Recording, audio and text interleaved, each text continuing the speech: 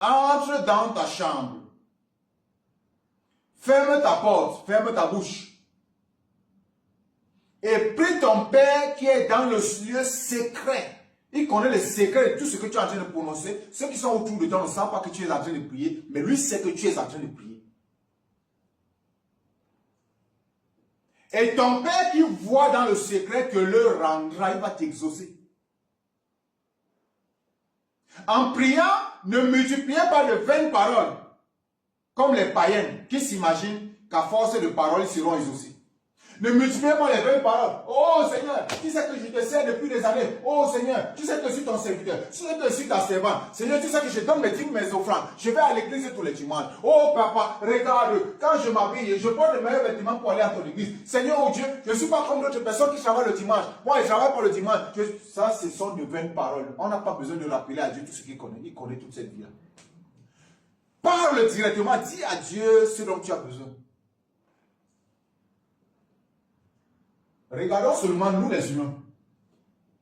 Lorsqu'un enfant vient voir sa mère ou son père, il commence par lui dire, papa, oh alors maman, tu sais que je t'aime beaucoup, non? Ah, tu sais que chaque fois quand tu as tes habits, alors que l'enfant, en réalité, l'enfant veut demander de l'argent aux parents. Ah, tu sais que chaque fois quand tes habits sont souvent sales, c'est moi le premier à courir, la première à courir pour aller laver, non? Et tu sais que quand ça a déjà séché, et puis je passe souvent, je repasse, non? Et tu sais que quand même tu veux sortir, je vais toujours à ce que tu aies les chaussures déjà nettoyées, non? Et tu sais, hein, c'était moi que dit le parent. Arrête-moi de blablabla, dis-moi, demande-moi ce que tu veux me demander. C'est ce que le parent répond toujours. Arrête de courir, de tourner autour du pot. Demande-moi ce que tu veux me demander. C'est la même chose avec Dieu. À un moment, on agace Dieu, on attriste l'Esprit de Dieu à force de répéter des choses inutiles. Place-toi devant Dieu, dis exactement ce dont tu as besoin et il t'écoute et il t'exauce, point final. La durée de la prière ne fait pas la puissance de la prière. Je répète, la durée d'une prière ne fait pas la puissance de la prière. C'est la présence de l'Esprit pendant la prière. Tu peux prier Dieu pendant 2 minutes, 5 minutes. Quelqu'un d'autre prie Dieu pendant 30 minutes. Toi, tu as été exaucé en 5 minutes. En 30 minutes, la personne n'aura rien. C'était de la récitation que la personne faisait. Le cœur, peut-être la personne n'était pas disposée. La personne utilisait des objets qui ne servent à rien. La personne faisait ci, faisait ça.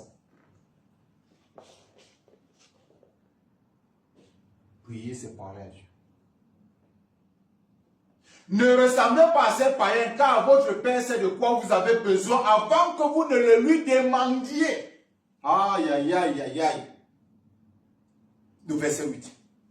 Donc même avant de mettre les genoux pour prier Dieu, il sait déjà qu'on a besoin de cela. Mais il attend seulement qu'on le lui demande avant qu'il nous le donne. J'aime toujours à dire aux gens, pour ceux qui disent souvent qu'ils sont chrétiens, oh, moi depuis que je suis chrétien là, Dieu m'a oublié. Depuis que je suis à l'église, depuis que j'ai cru en Dieu, j'ai comme l'impression qu'il m'a oublié. Dieu ne t'a pas oublié, tu ne lui demandes pas la prière.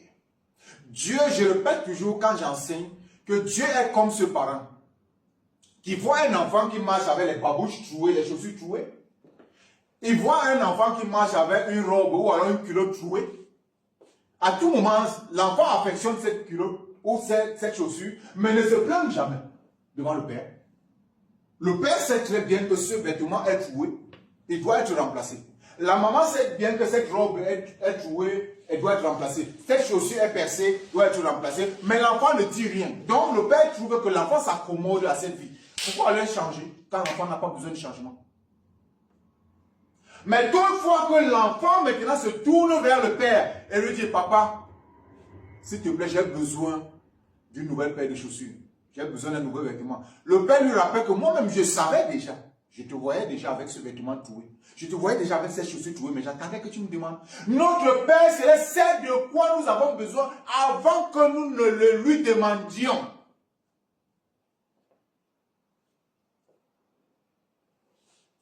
Quelqu'un est en train de vouloir demander à Dieu, Seigneur, j'ai besoin de l'enfantement. J'ai besoin des enfants. Tu vas aller prier Dieu pour avoir des enfants, mais c'est toi qui as le collier à main, le chapelet. C'est toi qui as une statuette, la statuette d'une femme, la statuette de Jésus. Tu places là, tu te posternes que c'est la statuette de la miséricorde qui va intercéder pour moi, pour que j'ai des enfants. Tu perds ton temps. Tu es très loin de Dieu, très loin d'être écouté par Dieu. Prier, c'est parler à Dieu en direct. Avant que tu ne demandes à Dieu que tu veux l'enfantement, le Seigneur sait que tu as besoin des enfants, mais qu'est-ce que tu fais au quotidien pour qu'il puisse te donner ces enfants? Est-ce que quand Dieu regarde ta vie, est-ce que quand Dieu regarde ton cœur, est-ce que quand Dieu regarde tes pensées, il voit que tu es prête ou prêt à recevoir et encadrer un enfant? Tant que tu n'es pas encore prêt, physiquement, psychologiquement, mentalement, le Seigneur retarde. Ou alors il ne donne même pas tout, définitivement.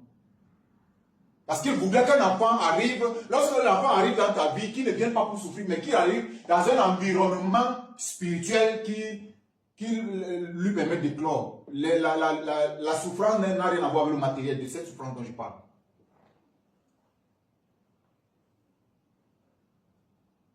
Chaque chose que nous demandons à Dieu, Seigneur, j'ai besoin que tu me donnes une maison. Le Seigneur regarde. Est-ce que tu es digne de posséder une maison maintenant? Est-ce que si tu as une maison, tu ne seras pas un scandale pour les autres? On ne va pas te tuer avant le temps. Tant que tu n'es pas encore prêt ou prête à avoir une maison, il ne te donnera pas. Il va d'abord retarder jusqu'à ce que tu remodèles ton comportement.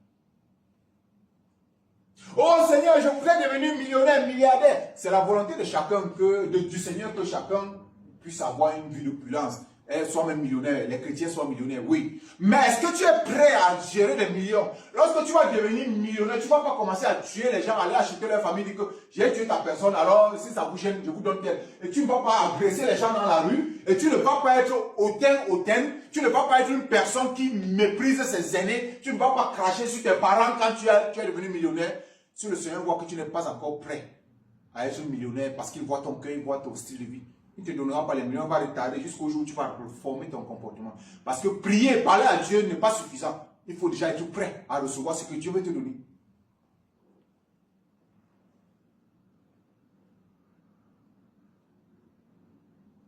Un enfant de 18 ans arrive devant son père. Papa, tu sais bien que j'ai passé mon permis de conduire. J'ai besoin que tu m'achètes une voiture, papa. C'est cet enfant qui est bagarré dans la rue. Cet enfant qui vole l'argent de ses parents.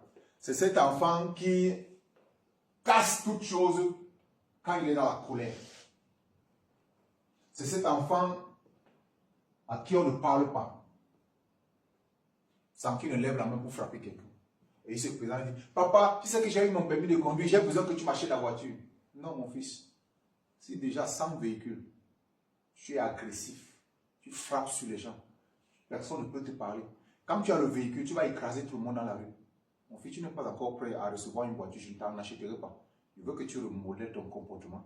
Dès que tu l'as remodélé, je vais donc t'acheter une voiture, la voiture de tes rêves. Voilà comment Dieu agit. Aujourd'hui, les gens blasphèment le nom de Dieu en disant, j'ai prié depuis que j'ai prié votre Dieu là. Vous êtes sûr qu'il est vivant, il agit. Dieu est vivant et il agit dans l'immédiat lorsque le cœur est prédisposé et prêt à recevoir la bénédiction. À recevoir ce dont il veut. Un couple, je vais vous donner un exemple. Les couples qui sont mariés et qui sont dans les tensions et qui demandent des enfants ne peuvent pas recevoir les enfants. Pour que ce soit clair. Les couples qui sont mariés, qui sont dans les tensions et qui veulent monter des projets, ne réaliseront aucun projet. Dieu ne va pas permettre que ça soit réalisé jusqu'à ce que la paix soit dans ce couple. Les couples qui sont encore fiancés, même, je ne sais pas, et dans leur fiançailles, ils sont en train de vouloir monter des projets. Si dans ces fiançailles, ils ne s'entendent pas, même le mariage risque de ne même pas avoir lieu. Les couples sont dans les fiançailles, vous vous tirez tous les jours, vous vous bagarrez, vous donnez les coups de poing, vous vous escroquez les uns les autres et vous priez Dieu que votre mariage ait lieu. Ça n'aura pas lieu. Jusqu'à ce qu'il y ait la paix au milieu de vous. Dieu n'agit que là où il y a la paix. Là où il y a les tensions, Dieu retire son esprit parce qu'il est attristé. La prière de ce genre de personnes est comme une récitation pour Dieu. Et la récitation, ça frappe la toiture, ça retombe, ça n'atteint pas le ciel. Prier Dieu et insulter ses parents, tu perds ton temps. Prier Dieu, manquer de respect à ses aînés, tu perds ton temps. Prier Dieu, haïr ton prochain, tu perds ton temps. Prier Dieu, avoir de la colère noire qui hante ta vie au quotidien, au lieu de vivre comme 1 Thessaloniciens 5, versets 16 à 17, soyez toujours joyeux. Prier dans un cœur non joyeux, c'est une récitation qui n'en arrive nulle part. Le cœur d'un chrétien doit être joyeux tous les jours et disposé à recevoir les bénédictions de Dieu dans la prière. Tous les jours que Dieu a créé, sans exception. S'il y a un seul jour où le chrétien n'est pas joyeux,